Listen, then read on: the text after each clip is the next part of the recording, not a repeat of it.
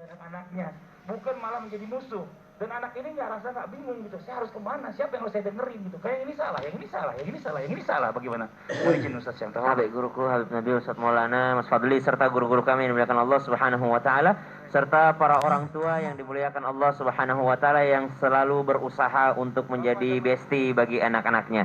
Ba'da naqul a'udzubillahi minasyaitonir rajim. Ya ayyuhalladzina amanu qu anfusakum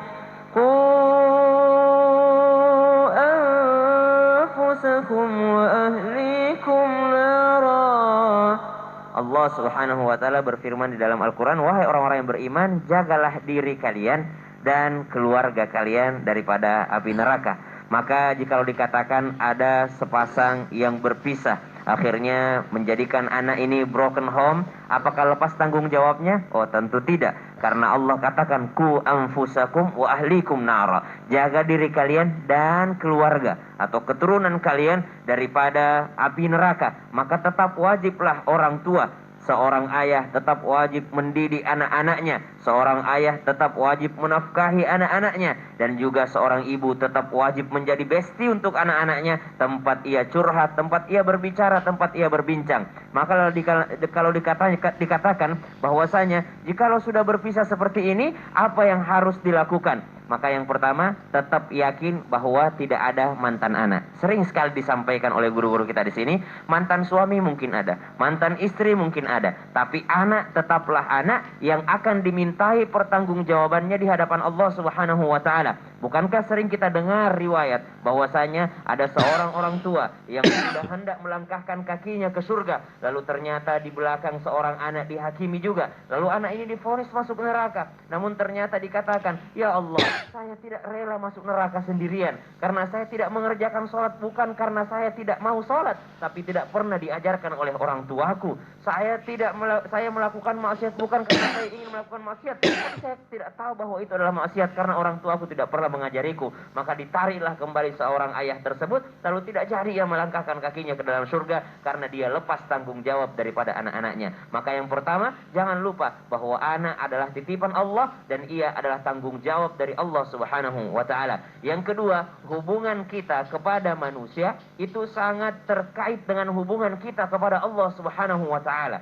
Jadi jangan pikir kita hanya memperbaiki hubungan sesama manusia. Saya mah yang penting akhlak saya bagus, yang penting saya jujur, yang penting saya amanah, yang penting saya kalau bisnis ini. Memperbaiki hubungannya kepada manusia tanpa memperbaiki hubungannya dengan Allah percuma. Maka perbaiki hubungan kita kepada Allah Subhanahu wa taala. Kami berbicara setelah terjadi misalnya perpisahan ini, naudzubillahi min dzalik. Namun jikalau sudah terlanjur, maka apa yang harus dilakukan? Perbaiki hubungan kita kepada Allah Subhanahu wa taala. Kenapa ya saya sejak pisah dengan pasangan, anak-anak saya ini menjadi menjauh dari saya, padahal saya tidak ada niat untuk menjauh dari mereka. Saya cuma bermasalah dengan istri saya. Kenapa anak saya ikut-ikutan menjauh dari saya? Oh, coba kita periksa. Apakah hubungan kita kepada Allah itu jauh atau dekat? Atau kita memeriksa hubungan kita dengan Allah Subhanahu wa taala. Kita periksa hubungan kita dengan Allah. Kalau kita dekat dengan Allah Subhanahu wa taala seperti segitiga. Semakin kita dekat dengan Allah Subhanahu wa taala, maka sisi satunya juga akan ikut mendekat. Maka perbaiki hubungan kita dengan Allah, insyaallah hubungan kita juga sesama manusia akan diperbaiki oleh Allah Subhanahu wa taala. Yang ketiga, ketika harus terjadi perpisahan, maka hendaklah kita menutupi aib sesama manusia. Jikalau dia adalah seorang pasangan kita atau mantan pasangan kita, namun ia tetaplah seorang ibu daripada anak-anak kita. Tidak layaklah seorang ayah membongkar aib ibunya di depan anak-anaknya, dan tidak layaklah seorang ibu membongkar aib ayahnya di depan anaknya. Wallahu ta'ala. Masya Allah. Terima kasih banyak Ustaz. Kita nggak bahas tadi sebelum iklan ya. Karena kalau saya tuh tipikal orang tua, saya